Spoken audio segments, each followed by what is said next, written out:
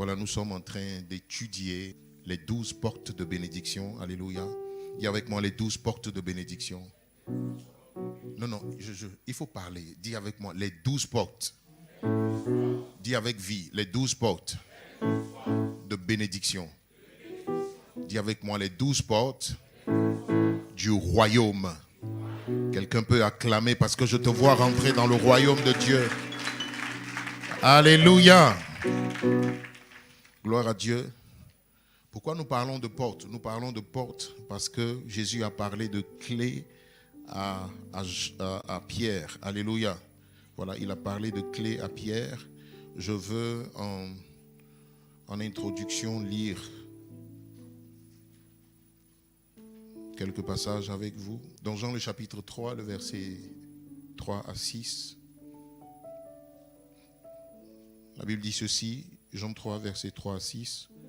Jésus leur dit, en vérité, je vous le dis, si un homme ne naît de nouveau, il ne peut voir le royaume de Dieu. Alléluia.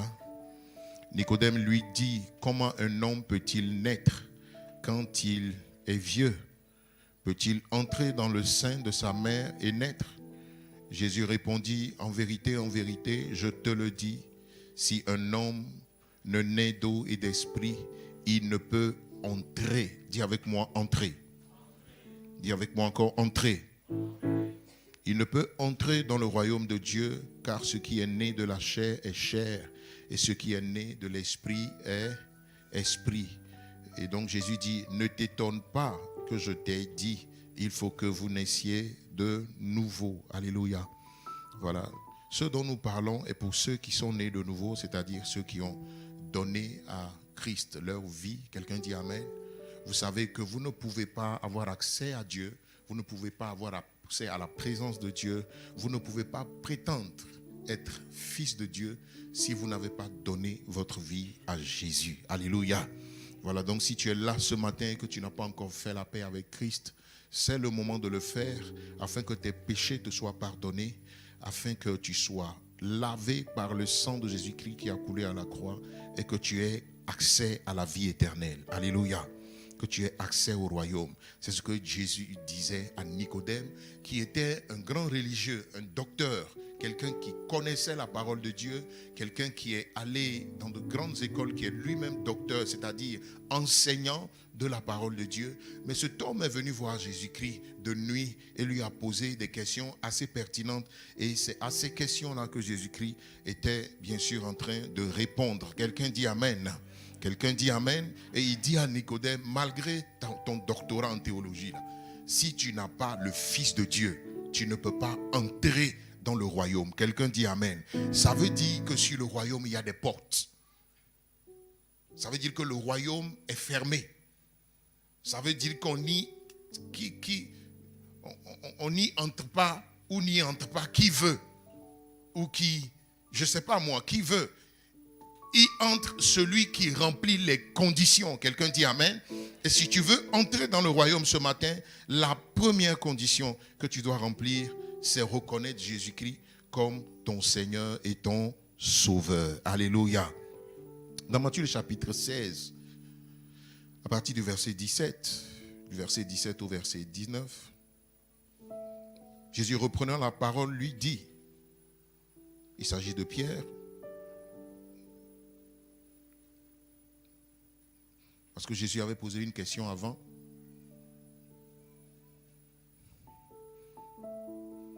Il a posé la question aux apôtres, aux disciples. Qui dit-on que je suis? Alléluia. Certains ont dit que les gens disent que tu es Jean-Baptiste. D'autres disent que tu es Élie. D'autres disent que tu es un prophète. Et Jésus a posé la question à ceux qui étaient avec lui, ceux qui marchaient avec lui, ses disciples. Et d'accord, c'est ce que les gens qui sont de loin disent. Mais et vous qui êtes avec moi, alléluia, qui dites-vous que je suis? Et Pierre a dit à Christ, il dit, tu es Christ, le Fils de Dieu. Alléluia. Tu es le Fils de Dieu. Et Jésus donc va répondre va réagir à la réponse que Pierre lui a donnée en disant ceci. Jésus, reprenant la parole, lui dit, tu es heureux, Simon. Amen. Jésus reprenant la parole, lui dit, tu es heureux, Simon, fils de Jonas, car ce ne sont pas la chair et le sang qui t'ont révélé cela. Alléluia. Mais c'est mon Père qui est dans les cieux. Quelqu'un dit Amen. Alléluia. C'est mon Père qui est dans les cieux. Et moi, je te dis que tu es Pierre. Et que sur cette pierre, je bâtirai mon église. Et que les portes du séjour des morts ne prévaudront point contre elle. Quelqu'un dit Amen. Je te donnerai les clés du royaume des cieux. Ce soir, reçois les clés. Quelqu'un dit Amen. Je te donnerai les clés du royaume des cieux. Ce que tu lieras sur la terre sera lié dans les cieux. Et ce que tu délieras sur la terre sera délié dans les cieux. Quelqu'un dit Amen. Alléluia. Donc voici ces quelques passages qui nous montrent que le royaume des cieux là a des portes. Et pour y entrer, il faut avoir les clés. Quelqu'un dit avec moi les clés. Alléluia. Si tu n'as pas les clés, tu ne pourras pas y entrer. Comme dans toutes les maisons d'ailleurs. Vous ne pouvez pas avoir accès à une maison si vous n'avez pas les clés de la maison. Quelqu'un dit Amen. Alors qu'à l'intérieur de la maison, il y a de très bonnes choses pour vous. Il y a de très bonnes choses dans le royaume. Il y a la vie éternelle, il y a la grâce, il y a l'onction, il y a la bénédiction. Il y a Christ Jésus. Alléluia. Voilà. Et pour avoir accès à ce royaume, il faut reconnaître Jésus-Christ comme son Seigneur et son Sauveur. Ensuite, il faut marcher par l'Esprit. Alléluia. Voilà.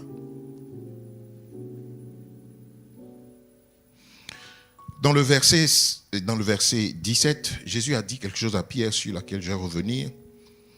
Il dit, tu es heureux, Simon, fils de Jonas, car ce ne sont pas la chair et le sang qui t'ont révélé cela. Alléluia. Mais c'est mon Père qui est dans les cieux. Quelqu'un dit Amen. Voilà. Ça veut dire que, et puis Jésus va lui dire donc encore que je te donne les clés du royaume. Il dit, ce que tu auras lié sur la terre sera lié dans les cieux. Alléluia. Voilà. Il dit, ce n'est ni la chair et le sang. Et il dit à Pierre, il dit, tu es Pierre. Et sur cette pierre, je bâtirai mon église. Alléluia. Vous savez, quand vous lisez le français, Pierre et Pierre, vous avez l'impression que c'est la même chose, non? Ce n'est pas la même chose. Ce n'est pas les mêmes mots. Mais le français traduit les deux mots par Pierre, Pierre. Enfin, Pierre, ça c'est Pierre, alléluia, c'est-à-dire s'efface. Amen. Pierre.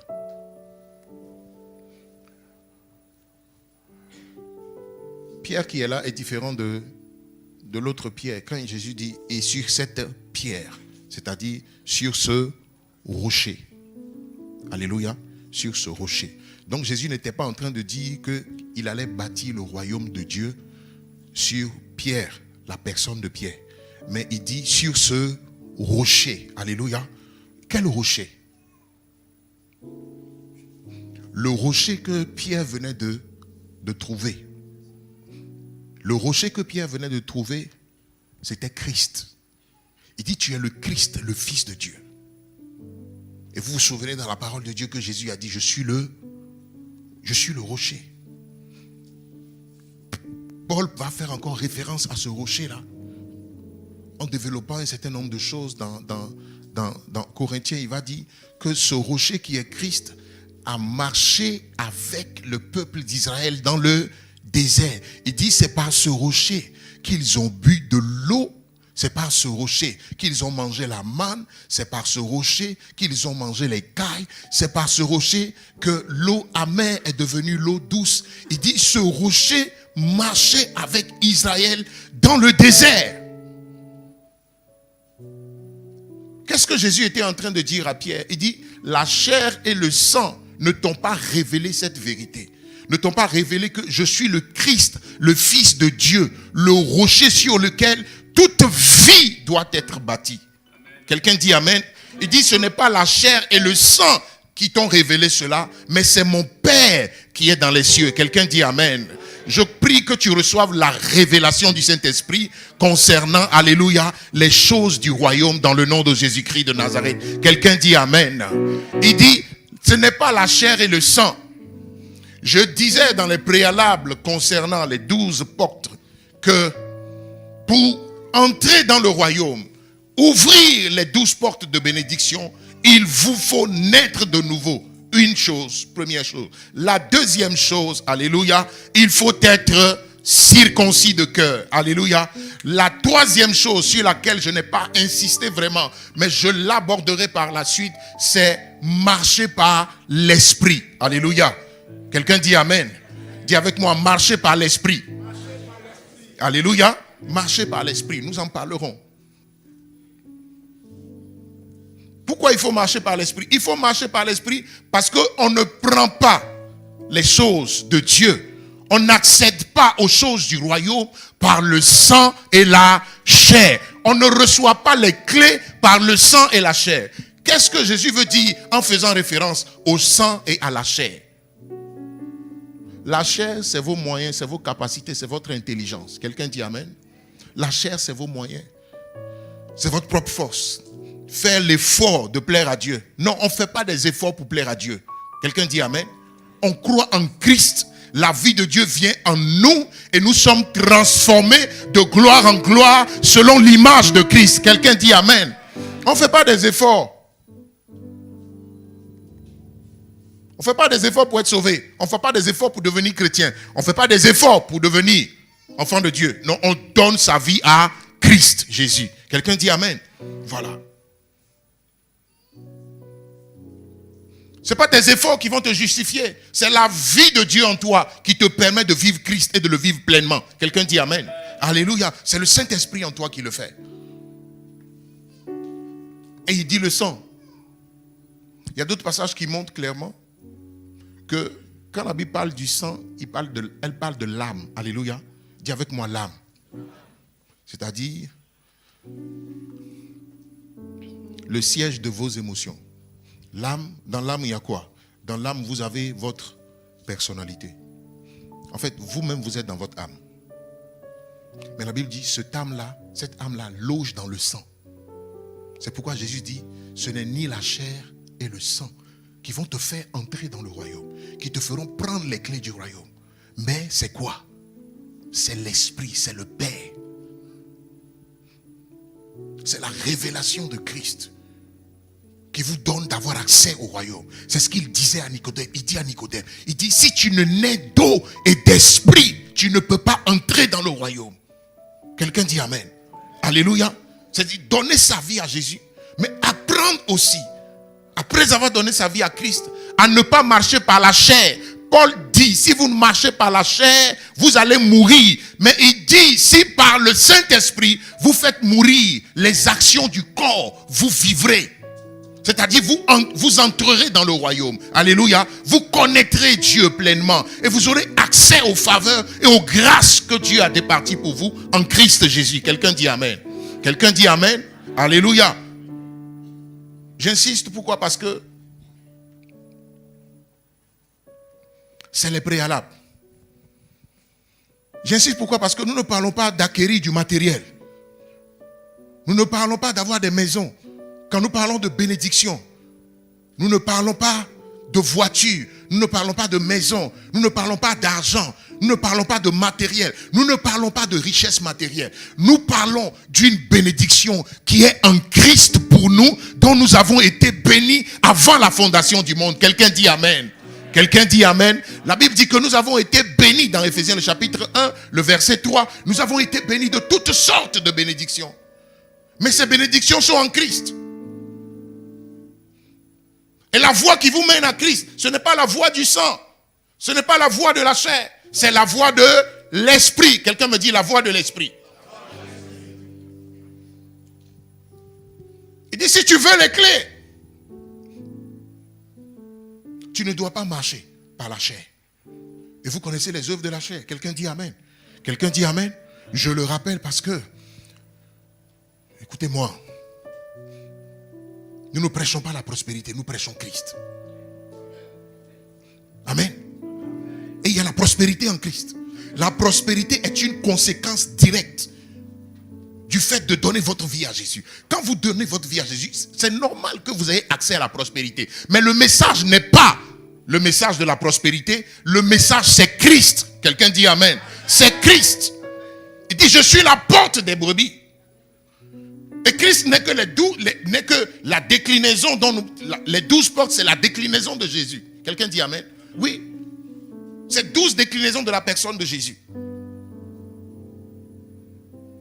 De la personne de Christ. Quelqu'un me dit Amen. Je prie que tu reçoives ce matin les clés. Alléluia.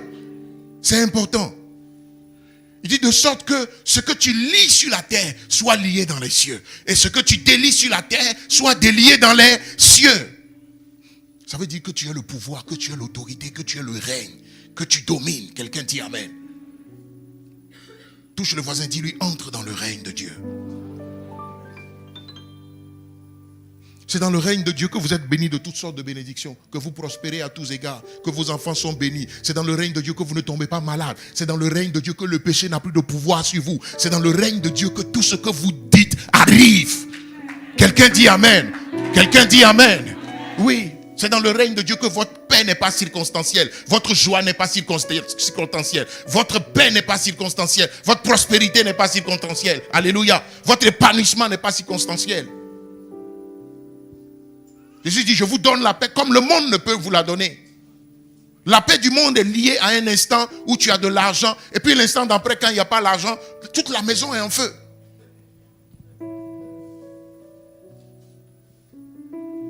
Ou quand le salaire est fini, tu deviens un lion. Entre dans le royaume. Alléluia. Et donc la première porte dont nous parlons, c'est la porte de Ruben. Dis avec moi la porte de Ruben. Et la bénédiction de Ruben se trouve dans Deutéronome le chapitre 28, le verset 3, qui dit ceci, tu seras béni dans la ville et tu seras béni dans les champs. Quelqu'un dit Amen. Alléluia. Quelqu'un dit Amen. Sois béni ce matin dans tout ce que tu entreprends. Alléluia. Il dit, tu seras béni dans la ville et tu seras béni dans les champs. Gloire à Dieu. La bénédiction de Ruben, vous pouvez encore l'appeler la bénédiction territoriale. Amen. Vous pouvez l'appeler encore la bénédiction territoriale. Pourquoi la bénédiction territoriale? Dieu ne vous a pas appelé partout. Dieu vous a appelé dans un endroit. Dieu n'a pas placé votre épanouissement partout. Dieu l'a placé dans un endroit. Alléluia. Et je prie que tu retrouves le territoire de ta faveur. Ton territoire de faveur. Alléluia. Je prie que tu rentres dans ton territoire de faveur. Je vous ai utilisé le passage de Marc, le chapitre 14, à partir du verset 12, pour vous dire que la bénédiction de Ruben est une bénédiction qui parle de votre territoire. Quand vous ouvrez la porte de Ruben, je vous assure, vous avez la capacité de savoir selon les saisons de votre vie, là où vous devez être et ce que vous devez faire. Alléluia. Vous avez la capacité de discerner les temps dans lesquels vous êtes. Vous avez la capacité de savoir avec qui collaborer et avec qui ne pas collaborer. Vous avez la capacité de savoir comment orienter vos pas pour que là où Dieu, alléluia, a positionné pour vous une grâce, une faveur, que cela arrive dans le nom de Jésus-Christ de Nazareth. Gloire à Dieu. Quand vous n'avez pas la clé ou la porte, quand vous n'avez pas ouvert la porte de Ruben, oh mes frères, vous souffrez trop. Oui, vous souffrez. Dans le passage de Marc 14, nous avons étudié dimanche dernier, je fais des rappels rapidement, que le premier jour, Marc 14, verset 12, le premier jour des pains sans levain, où l'on devait immoler la Pâque, les disciples de Jésus-Christ lui disent, où veux-tu que nous allions préparer la Pâque? Quelqu'un qui a ouvert la porte de Ruben, tous les jours doit se poser cette question. Où veux-tu que j'aille? Que veux-tu que je fasse? Alléluia. Et les disciples pratiquant Christ se sont rendus donc compte que Jésus ne faisait pas les choses par ses sentiments, mais Jésus se laissait constamment conduire par le Saint-Esprit. Alléluia. Jésus dit, il dit ceci, il dit, je ne fais pas ce que je veux. Je fais toujours ce que je vois faire au Père. Quelqu'un dit Amen. Quelqu'un dit Amen. Donc c'était une préoccupation, c'était important pour Christ de savoir quoi faire, comment le faire et où le faire exactement. Et les disciples, donc, connaissant Christ à un moment donné de la Pâque, lui ont dit, mais où veux-tu que nous célébrions la Pâque? Et Jésus va leur indiquer, il va leur donner des recommandations. Alléluia. Il dit, il envoya 2 de ses disciples et leur dit, allez à la ville. Dis avec moi, allez à la ville. Dis au voisin, va à la ville. Alléluia. Cette saison-là, tu trouves ta ville à toi. Tu trouves ton territoire à toi. Quelqu'un dit amen. Il dit, allez à la ville. Vous rencontrerez un homme portant une cruche d'eau. Suivez-le. Que le Seigneur te donne la capacité de suivre celui à qui Dieu a recommandé, alléluia, de te conduire sur le chemin de ta destinée. Non seulement tu vas les identifier, mais tu pourras les suivre. Il y en a qui ont du mal à identifier la personne de leur rencontre. Identifier une femme qui est appelée à être ton épouse, un homme qui est ton époux. Avoir du mal à identifier le boulot, alléluia, que Dieu veut que tu fasses dans la saison où tu te trouves. À chaque saison de votre vie correspond quelque chose que vous devez discerner. Un collaborateur que vous devez discerner. Un partenaire que vous devez discerner. Alléluia. Une fiancée que vous devez discerner. Un fiancé que vous devez discerner. Et quand vous n'avez pas ce discernement, vous tournez en rond. Ce qui caractérise les personnes qui n'ont pas ouvert la porte de Ruben, c'est le fait de tourner en rond. Perdre du temps, perdre de l'énergie, perdre les moyens.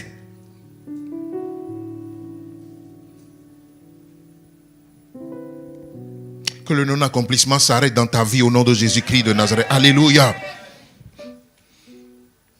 Il dit, vous rencontrerez un homme portant une cruche d'eau. Suivez-le. Où qu'il entre, dites au maître de la maison. Le maître dit, où est le lieu? Dis avec moi, où est le lieu? Le maître, il dit, dites au maître de la maison, où est le lieu où je mangerai la Pâque avec mes disciples? Il dit, il vous montrera une grande chambre, haute, meublée, et toute prête. Vous savez, quand vous avez ouvert la porte de Ruben, non seulement vous savez marcher avec Dieu, mais quand on marche avec Dieu, Jésus dit, je suis le bon berger. Alléluia. Et le bon berger a une préoccupation, c'est qu'il conduit toujours le troupeau dans de verts pâturages. Quelqu'un me dit amen. Cette saison, tu sauras reconnaître le chemin qui mène au vert pâturage. Quelqu'un dit amen. Alléluia. Un désert peut arriver dans votre vie, mais ce n'est pas pour tout le temps, c'est pour un temps. Quelqu'un dit amen. Et même dans le désert, quand le désert est voulu par Dieu, même dans le désert, vous avez des oasis. Quelqu'un dit amen. Ça veut dire que même dans le désert, qui est occasionné par la volonté de Dieu, vous ne mourrez pas de soif, vous ne mourrez pas de faim. Quelqu'un dit amen. C'est Dieu qui a conduit le peuple d'Israël dans le désert. Mais dans le désert, il a pourvu à la nourriture, il a pourvu à l'eau, il a pourvu à tout. La Bible dit que le jour, il marchait avec le peuple. Alléluia. Dans la nuée. Pourquoi dans la nuée? Cette nuée-là les gardait du soleil. Quelqu'un dit amen? Cette nuée les gardait du soleil. Parce qu'il fait très chaud dans le désert. Dans le désert, il y a un soleil torride.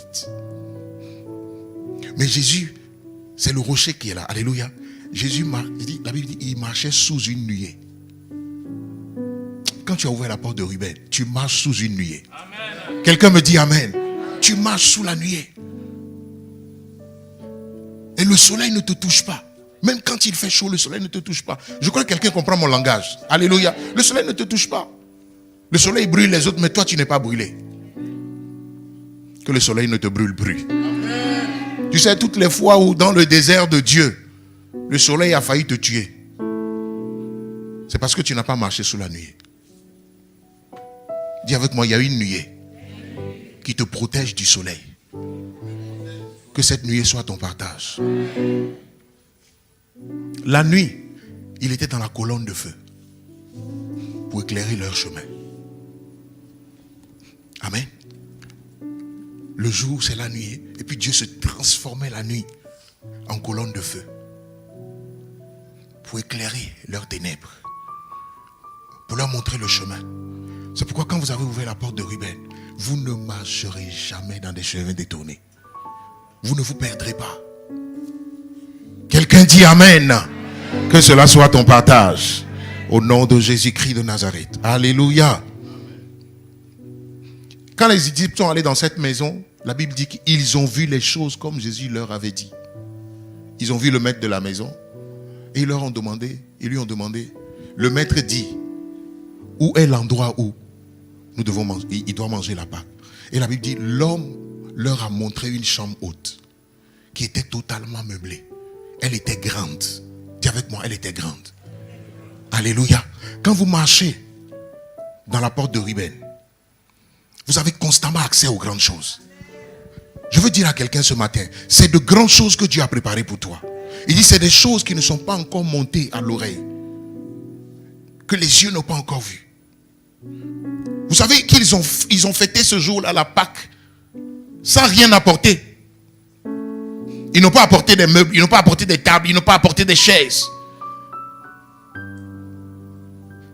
Ils ont trouvé une maison, une salle qui était toute meublée. Que cela soit ton partage. Alléluia. Au nom de Jésus-Christ de Nazareth.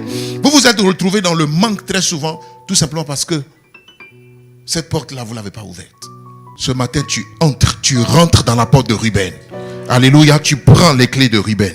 Au nom de Jésus-Christ de Nazareth. Donc le territoire, c'est un endroit. Je vous ai parlé de Élie dimanche. Quand la famine est arrivée, Dieu a dit à Élie, va au torrent de Kérit. Là, j'ai ordonné à un corbeau de te nourrir. Quelqu'un dit Amen. Et Élie est resté au torrent pendant le temps indiqué par Dieu. Vous savez, la Bible dit que à ce torrent, à un moment donné, le torrent a séché. Ça veut dire qu'une saison venait de finir. Quand vous avez ouvert la porte de Ruben, vous savez discerner les saisons. Alléluia. Vous savez discerner quand la saison est finie, où vous devez passer à autre chose. Et Dieu a dit à Élie, maintenant, quitte le torrent. Va à Sarepta. J'ai ordonné à une veuve de te nourrir. Je veux dire à quelqu'un, Dieu a ordonné aux gens de prendre soin de toi. Alléluia. Oui, Dieu a pourvu à tous tes besoins. Cette provision est quelque part. Dieu l'a confié aux gens de ta destinée. Aux gens de ta destinée. Quelqu'un me dit Amen. Et ces personnes-là, tu dois les discerner. Et c'est la porte de Ruben qui vous permet de faire ça. Tu entres dans la porte de Ruben. Quelqu'un dit Amen. Il dit, va à Sarepta. J'ai ordonné à une veuve de te nourrir. Dieu est bizarre. Hein? Dieu cache des grandes solutions dans des choses qui ont l'apparence vile. Une veuve, Seigneur. Une veuve. Et vous savez, quand Élie rencontre la veuve, il la discerne, il la reconnaît. Je prie que Dieu ouvre tes yeux. Alléluia. Que Dieu ouvre tes yeux pour que tu reconnaisses les personnes de ta saison. Les personnes de ta destinée. Quand Élie rencontre la femme, il la reconnaît. Et il lui dit, madame, fais-moi à manger. C'était la famine. Amen. C'était la famine. La femme lui dit, je n'ai rien. J'ai juste une petite farine dans le fond de ma cruche. Alléluia. Et j'ai un peu d'huile. Mon projet est de cuire des gâteaux. Les tout derniers. Que moi et mon fils, nous allons manger. Ensuite, nous mourrons. Dis, que la grâce de Ruben t'accompagne. Amen. Alléluia. Et Élie lui dit, fais-moi d'abord des gâteaux à manger. Ensuite, toi et ton fils, vous mangerez le reste. S'il reste, il y a. La dame dit d'accord. Effectivement, elle va lui faire les gâteaux. Mais la Bible dit, après qu'Élie ait mangé, la farine n'a cessé de gonfler dans la maison de la femme. Alléluia. Quelqu'un dit Amen. Alléluia.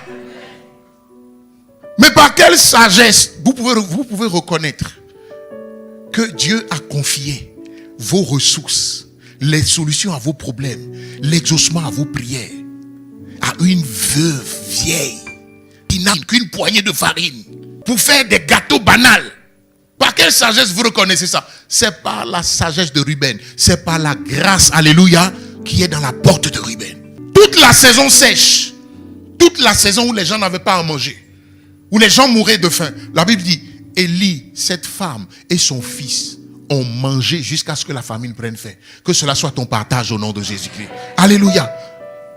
Il y a des gens qui ne connaissent pas de famine. Il y a des gens qui ne connaissent pas de sécheresse. Il y a des gens pour qui les ressources ne tarissent jamais. C'est ceux qui ont ouvert la porte de Ruben. Quelqu'un dit Amen? Alléluia. Que cela soit ton partage au nom de Jésus-Christ de Nazareth. La première clé, parce que pour la porte de Ruben, il y a 7 clés. Dis avec moi 7 clés. C'est beaucoup, hein? Il y a 7 combinaisons. Pour ouvrir la porte de Ruben, il y a 7 combinaisons. La première combinaison, c'est la loi de l'honneur. Alléluia. Dis avec moi, la loi de l'honneur. Alléluia. Ou bien, simplement dit, je vais dire, honorez vos parents. L'honneur qu'on doit aux parents. Ça peut paraître banal. Comment est-ce que ça peut être une clé? Honorer les parents. Dis avec moi, honorer les parents. Qui n'a pas de parents ici? Ça dit, tu es tombé du ciel. Lève la main. Alléluia. On a d'autres pères, on a d'autres mères. Nous allons parler de ça dans la suite. Gloire à Dieu. Parce que c'est vrai, il y a vos géniteurs. C'est-à-dire ton père et ta mère sont tes géniteurs. Mais sur le chemin de votre destinée, Dieu vous confie parfois à des gens qui ne sont pas directement vos géniteurs, mais qui vont jouer un rôle de père et de mère dans votre vie. Un rôle de tuteur, un rôle de mentor, un rôle de patron. Qui vont jouer un rôle essentiel. Des personnes sous qui vous devez évoluer à un moment donné de votre vie. Vous devez savoir reconnaître ces personnes-là et les honorer. Quelqu'un dit Amen. Et les honorer. Quelqu'un dit Amen. Alléluia. Lisez avec moi un passage. Deutéronome chapitre 5, le verset 16. Honore ton père et ta mère, comme l'Éternel ton Dieu te l'a ordonné, afin que tes jours se prolongent et que tu sois heureux dans le pays que l'Éternel ton Dieu te donne. Quelqu'un dit Amen. Quelqu'un dit un Amen bien. Est-ce que tu es là? Si tu es là, fais ça. On va lire ensemble. 1, 2 et 3. Honore ton père et ta mère, comme l'Éternel ton Dieu te l'a ordonné, afin que tes jours se prolongent et que tu sois heureux dans le pays que l'Éternel ton Dieu te donne. Alléluia. Dieu t'a donné un pays. Alléluia. Dieu t'a donné un pays. Dieu t'a donné un territoire où il veut que tu sois heureux, où il a prévu tout ce dont tu as besoin pour être épanoui dans ce territoire. Quelqu'un dit Amen. Alléluia. La condition pour avoir accès à ce bonheur se trouve dans la première clé dont je vous parle, la loi de l'honneur, c'est-à-dire honorer ses parents. Le passage nous dit, honore ton père et ta mère, comme l'Éternel ton Dieu te l'a ordonné, afin que tes jours se prolongent. Donc, honorer ses parents n'est pas une option. C'est un ordre. Qu'il soit mauvais ou pas, qu'il soit responsable ou irresponsable, qu'il t'ait aimé ou pas, qu'il ait été là ou pas pour toi, Dieu dit, honore ton père et ta mère. Alléluia. Honore ton père et ta mère. Honorer veut dire quoi? Oui, maman. Considérer, respecter, avoir de la révérence, de la considération, du respect, traiter avec grande estime quelqu'un. C'est ce que ça veut dire honorer. Et le Seigneur dit d'honorer. C'est un ordre que Dieu nous donne. Tout ce que vous allez avoir de la part de Dieu commence par cette loi. La première clé de tout votre héritage commence par cette loi. Pourquoi? Parce que l'héritage a une particularité. C'est qu'il transite de la vie de celui qui vous le donne par un canal qu'on appelle le lien de filiation. Alléluia. Mais vous savez, ce lien-là est spirituel. Il n'est pas d'abord le sang et la chair. C'est un lien spirituel. Alléluia. C'est pourquoi Jésus a dit à Pierre, il dit, tu n'hériteras pas par la chair et le sang.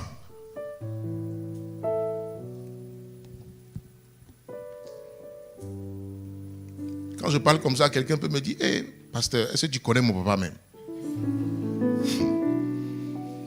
Est-ce que tu connais ma maman? Les gens qui m'ont mis au monde là, toi tu ne les connais pas. Quelqu'un dit amen? Non. Jésus dit, et Dieu dit pardon, il dit honore. Est-ce que tu honores tes parents? Vous savez, je suis dans la relation d'aide. Je me suis rendu compte, par ces quelques années d'expérience, que ceux qui sont instables dans la vie, ceux qui tournent en rond, ceux qui commencent les choses sans jamais les finir, la plupart du temps, très souvent, ont de très très mauvais rapports avec leurs parents. Et je suis un exemple. J'ai eu des rapports difficiles avec mes parents. Surtout mon père. Alléluia. Le temps est parti, je ne vais pas vous raconter mon témoignage aujourd'hui. Je vous ai promis ça.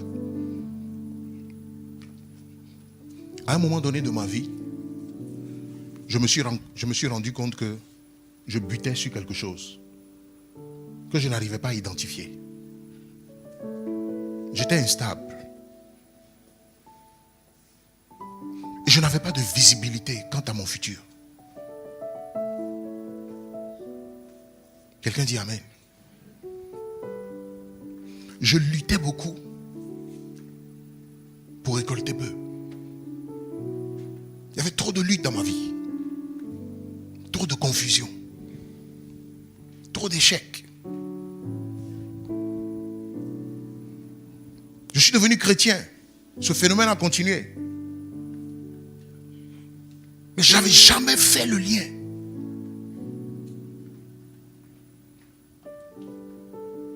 Que cet état de choses est dû au fait que j'avais de mauvais rapports avec mes parents. Je ne leur manquais pas ouvertement, manifestement de respect. Mais dans mon cœur, je leur en voulais terriblement.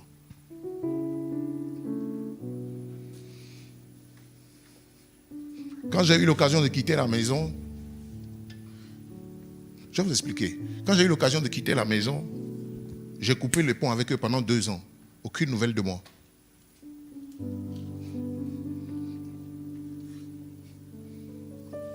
Pas de bonjour, pas de bonsoir. Parce que je me suis dit, enfin, je m'affranchis d'eux.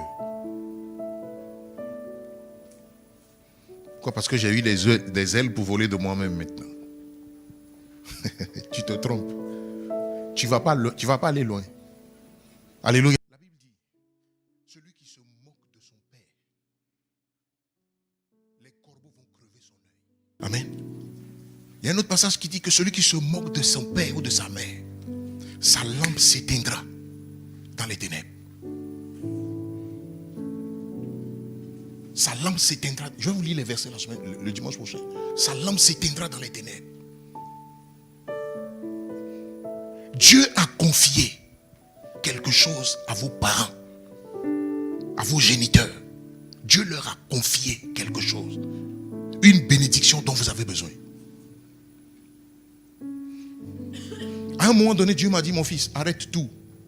Va te réconcilier avec tes parents, sinon tu n'es pas plus loin que tu es maintenant. Tu ne réussiras pas. Malgré toutes les prophéties, malgré toutes les bonnes paroles, les bonnes promesses que je t'ai faites, si tu ne règles pas ce problème, Tu n'iras pas plus loin que ça. J'ai dû déposer le micro, alléluia, pour régler ce problème. Ça m'a coûté, bref, dimanche prochain, alléluia. La première clé, elle est très importante. Elle est très, très, très importante dans votre vie. Beaucoup d'entre vous, vous ne savez pas. Vous ne savez pas. Vous ne savez pas que l'amertume que vous avez contre votre père, le fait de ne pas l'honorer, vous savez, honorer, c'est d'abord un état de cœur. C'est un état d'âme. C'est un état d'esprit. Quelle est la place que tu as donnée à ton père ou à ta mère dans ta vie? Quelle est la position qu'il occupe? Quelle est la position que ta maman occupe? Écoute-moi. Ça ne dépend pas de vos sentiments. Dieu ne vous donne pas les choses par vos sentiments. Dieu dit, honore. Qu'il soit méchant ou pas, honore-le. Qu'il soit mauvais ou pas, honore-le. Qu'il ait été juste avec toi ou pas, honore. Qu'il t'ait aimé ou pas, honore. C'est pourquoi Jésus dit, la chair et le sang ne vous feront pas rentrer dans le royaume. Pourquoi? Parce que si tu veux te fier à tes sentiments, à ton état d'âme, tu vas rater ta destinée. Pourquoi? Parce que ton âme te dit que ces gens, ils ne sont pas dignes d'être honorés. Est-ce que moi, ils m'ont considéré? Est-ce qu'ils ont été là pour moi? Est-ce qu'ils ont pris soin de moi? Est-ce qu'ils se sont occupés de moi quand j'avais besoin d'eux? Et franchement, tu as envie de les oublier. Tu as envie de les oublier. Mais en même temps, Satan sait que en t'éloignant de tes parents, il t'éloigne de ta destinée. En te mettant en porte-à-faux avec tes parents, il va absolument t'éloigner de ta destinée. Voler le plan de Dieu te concernant. On n'a pas dit quand tu veux, on dit oh non. On n'a pas dit quand ça te plaît. C'est l'âme qui dit ça me plaît. Je ne sens pas, je ne fais pas. Je fais quand je sens. Je ne fais pas quand je ne sens pas. Non, dans le royaume, on ne sent pas les choses. On fait. On obéit à Dieu. Amen. Alléluia. Commence à obéir. Après, ton âme va suivre. Elle va te suivre après. Elle va commencer à aimer après. Elle va pardonner après. Mais marche par l'esprit. Alléluia. Ne t'occupe pas de tes sentiments. Tu n'as pas envie de les aimer. Pourquoi? Parce que tu as des raisons de ne pas les aimer. Ils t'ont fait du tort. Ils t'ont offensé. Ils t'ont oublié. Ils t'ont maltraité. Ils ont abusé de toi. Dieu dit, il faut honorer. Touche le voisin, dis-lui honore. Nous allons lire dans les passages par la suite comment David, malgré ce que Saül voulait lui faire, a honoré Saül jusqu'à la fin. Comment Joseph a honoré ses parents jusqu'à la fin. Et ce que ça lui a valu. Quelqu'un dit amen.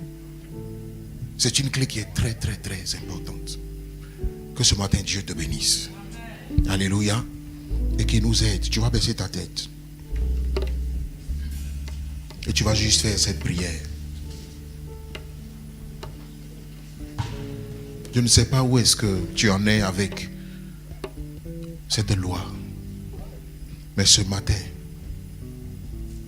commence à considérer la parole de Dieu. Et commence à reconsidérer la position dans laquelle tu es. Honorer, c'est respecter. C'est traiter avec estime. Avec considération. Honorer, c'est couvrir. Protéger. Est-ce que ces choses ont été dans ta vie? Est-ce que ces choses sont dans ta vie? Honorer, c'est prendre soin d'eux.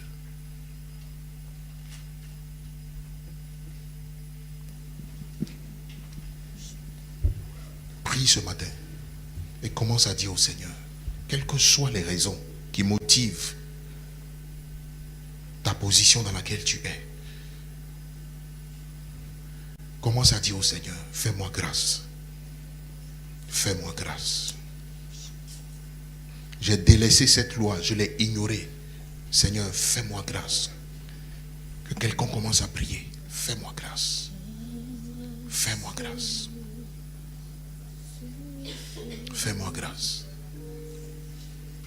Fais-moi grâce.